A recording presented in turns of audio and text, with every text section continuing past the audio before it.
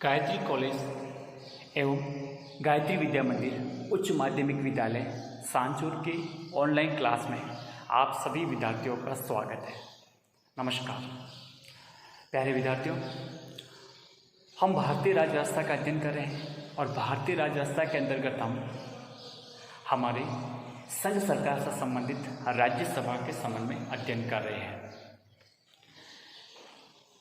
हमने पिछली कक्षाओं में राज्यसभा के गठन के संबंधित प्रावधान, जिसमें मुख्यतः राज्यसभा के सदस्यों की संख्या, सदस्यों की योग्यता, कार्यकाल तथा गणपूर्ति और पदाधिकारियों के संबंध में अध्ययन किया था। आज हम उसे आगे बढ़ाने का अध्ययन कर रहे हैं। लेकिन इससे पहले अगर आपने हमारा YouTube चैनल सब्सक्राइब नहीं किया है तो जल्दी से चैनल को सब्सक्राइब कीजिए, बेल आइकन के बटन को प्रेस कीजिए ताकि जो भी नई अपडेट हो उसका तुरंत नोटिफिकेशन आपको मिलता रहे। तो आइए आज हम देखते हैं हमारी राज्यसभा के चुनाव से संबंधित क्या क्या प्रावधान है, उसको समझने का प्रयास कर रहे हैं। देखो, आपने पिछले कक्षाओं में देख लिया कि चुनाव दो प्रकार से होते हैं, एक प्रत्यक्ष और एक अप्रत्यक्ष, यानी डायरेक्ट और इनडायरेक्ट। हमारी राज्यसभा का चुनाव इनडायरेक्ट अर्थात अप्रत्यक्ष रूप से होता है। कौन से पद्धति में? अप्रत्यक्ष। मैंने आपको बताया था पहले कि अप्रत्यक्ष रूप से हमारे राष्ट्रपति, उपराष्ट्रपति, राज्यसभा और राज्य की जो विधान परिषद है उनका चुनाव अप्रत्यक्ष रूप से। तो आज ये समझने का प्रयास करेंगे कि राज्यसभा का जो चुनाव होता है वो अप्रत्यक्ष रूप से किस प्रकार से होता है, किस प्रणाली से होता है, क्या प्रोसेसर है, उसको समझने का प्रयास करेंगे। ठीक है, स्पष्ट हो? अब देखो, सबसे पहले मैंने आपको बताया कि राज्यसभा एक स्थायी सदन है। कौन सा सदन है? स्थायी। अब देखिए, ये कभी भी भंग नहीं होता। लोकसभा भंग होती है, 5 साल का कार्यकाल पूरा होने के बाद में लोकसभा भंग हो जाती है, लेकिन राज्यसभा भंग नहीं होती। राज्यसभा एक स्थायी सदन है। ठीक है, इसके जो सदस्य हैं, इसके जो मेंबर हैं, वो प्रति 2 वर्ष के बाद 1/3 सदस्य, यानी आफ्टर 2 इयर्स, 2 वर्ष के बाद, हर 2 वर्ष के बाद 1/3 सदस्य अर्थात 1/3 सदस्य सेवानिवृत्त होंगे और उतनी ही सदस्य वापस चुनकर आ जाएंगे। तो जितने रिटायर हुए थे उतने नए सदस्य वापस चुनकर आ गए, तो उसकी संख्या तो बनी नहीं। तो इसलिए आपको ये समझना है कि हमारा राज्यसभा, राज्यों का सदन, काउंसिल ऑफ स्टेट कभी भी भंग नहीं होता है, स्थायी सदन है। इसलिए आपसे कभी छोटे प्रश्न पूछे जाए, बिल्कुल फैक्ट आपको याद रखना कि स्थायी सदन कौन सा है? राज्यसभा। ये कभी भी भंग नहीं होता है क्योंकि इसके हर 2 वर्ष के बाद में 1/3 सदस्य सेवानिवृत्त होते हैं, उतने सदस्य वापस चुनकर आ जाते हैं। तो ये आप समझते हैं। और दूसरा, आपको ये भी पता है कि इसका जो कार्यकाल है वो कितना है? 6 ईयर, 6 वर्ष का कार्यकाल। सभी का लगभग 5 वर्ष है, राज्यसभा का 6 वर्ष। बात स्पष्ट है? ये बात आपको ध्यान रखते हुए अब हम ये समझते हैं कि हमारे राज्यसभा का चुनाव किस प्रकार से होता है, चुनाव की क्या पद्धति है। देखिए, मैंने आपको प्रारंभिक कक्षा में जब इंट्रोडक्शन दे रहा था तो आपको स्पष्ट किया था कि हमारी जो राज्यसभा हाउस ऑफ लॉर्ड्स और अमेरिकी कांग्रेस की सेनेट के समकक्ष है। और हमारे जो भारत के उपराष्ट्रपति हैं, भारत के उपराष्ट्रपति अमेरिका के उपराष्ट्रपति की तरह अमेरिका के उपराष्ट्रपति सेनेट के सभापति होते हैं, उसी प्रकार से भारत के उपराष्ट्रपति भी हमारे राज्यसभा के सभापति होते हैं। जो उनको शक्तियां हैं वो हमारे यहाँ के उपराष्ट्रपति को शक्ति है। ठीक है, तो वहां पर जो सेनेट है, सेनेट में 100 मेंबर है।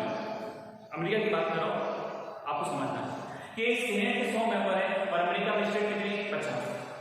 50 स्टेट हैं और 100 सीटें। हर एक राज्य को 2 सीटें मिली हुई है। अमेरिका के प्रत्येक राज्य को सीनेट में 2 सीटें मिली हुई है, यानी राज्य छोटा हो या राज्य बड़ा हो, सबको बराबर का प्रतिनिधित्व वहां की सीनेट में दिया है। अब आपको महत्वपूर्ण समझने वाली बात यह है कि हमारे यहाँ पर राज्यसभा में भारत के राज्यों को समान प्रतिनिधित्व नहीं है। हमारे यहाँ पर राज्यों को जनसंख्या पर आधारित, यानी जनसंख्या आधारित प्रतिनिधित्व मिला हुआ है।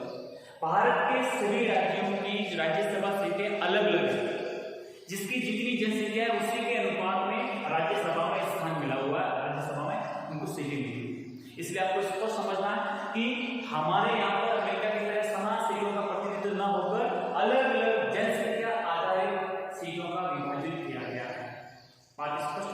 ये आपको समझना है।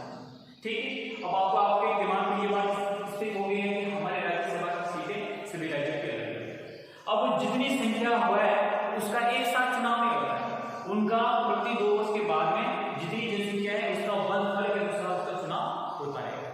ठीक है, अब उसमें क्या होता है कि चुनाव की जो पद्धति अपनाई गई है अप्रत्यक्ष रूप से, उसमें नाम है ये आनुपातिक प्रतिनिधित्व प्रणाली की एकल हस्तांतरणीय पद्धति।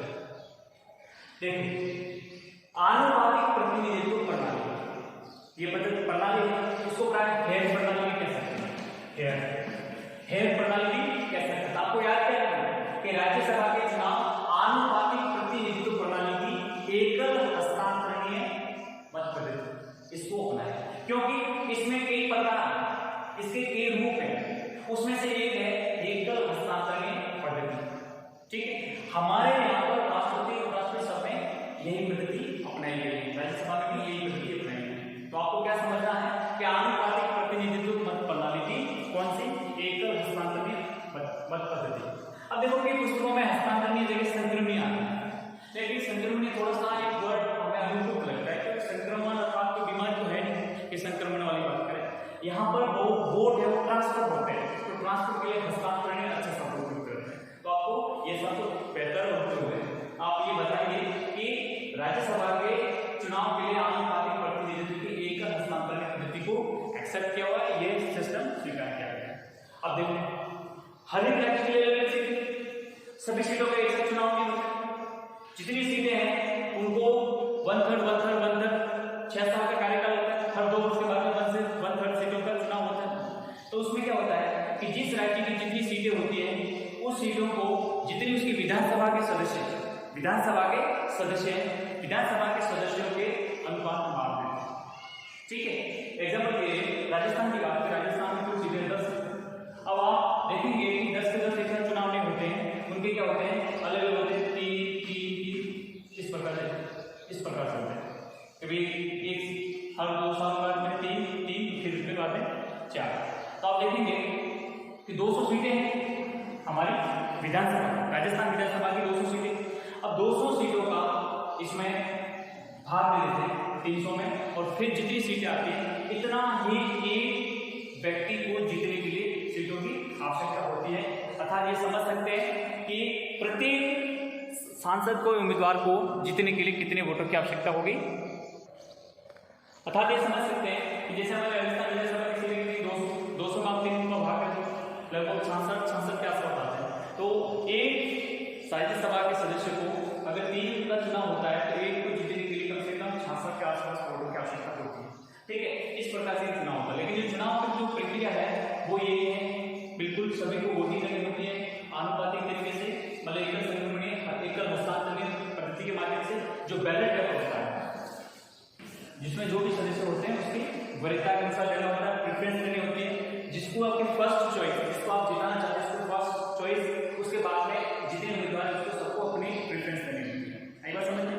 अगर कई बार नहीं हो पाता है तो फिर उसको प्रेफरेंस के आधार पर उसको सबसे कम उसको हटा के शेष को ट्रांसफर कर देते हैं। ये पद्धति स्वीकार की गई।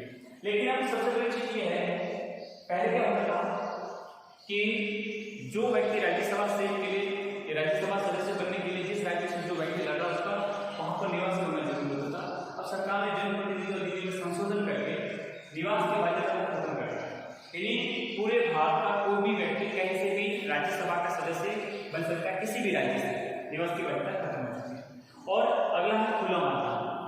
खुला मतदान का तात्पर्य है कि जब भी वोट होते हैं राज्यसभा के सदस्यों का, तो वोट होते हैं तब जो बैलेट पेपर होता है वो हर एक पार्टी का जो मुख्य सचेतक होता है, मुख्य सचेतक या फिर उसको आप व्हीप भी कह सकते हैं, मुख्य सचेतक या व्हीप, उसको दिखाना होता है कि मैंने अपना वोट अपनी पार्टी के जो उम्मीदवार है उसी को दिया।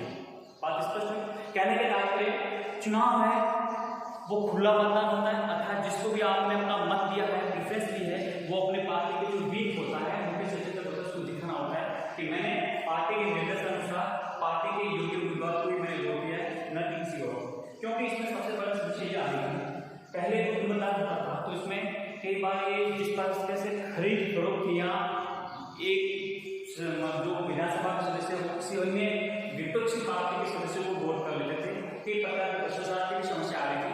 तब फिर बदलाव करके खुला मतदान की व्यवस्था की गई कि राज्यसभा के सीटों का जो चुनाव है वो बिल्कुल खुले तरीके से होगा और चुनाव में ये बताया जाएगा व्हीप को, अपनी पार्टी का जो व्हीप अर्थात सचेतक होता है उसको बताया जाएगा कि मैंने अपना वोट अपनी पार्टी के उम्मीदवार को भी दिया।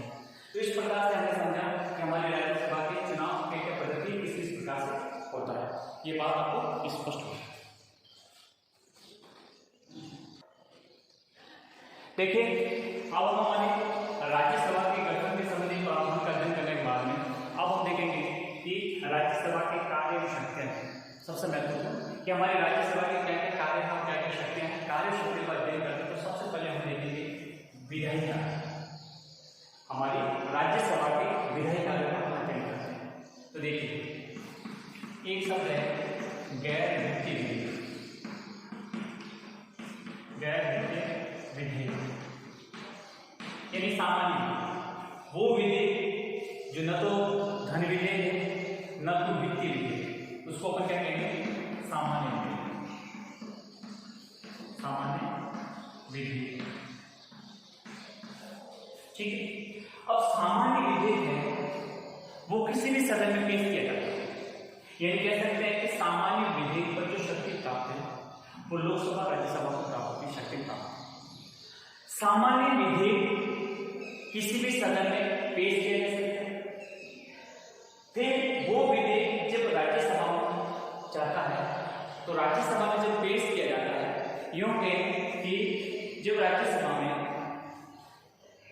कोई भी विधेयक, मैंने आपको पहले स्पष्ट किया कि कोई भी विधेयक किसी भी सदन में पेश किया जा सकता है, शुरू किया जा सकता है। दोनों सदनों से पारित होने के बाद राष्ट्रपति के पास हस्ताक्षर के लिए भेजा जाता है, उसके बाद वे कानून बनते हैं। अर्थात अगर लोकसभा में पेश किया है तो राज्यसभा में जाए, राज्यसभा में पेश किया है तो लोकसभा में पेश किया है।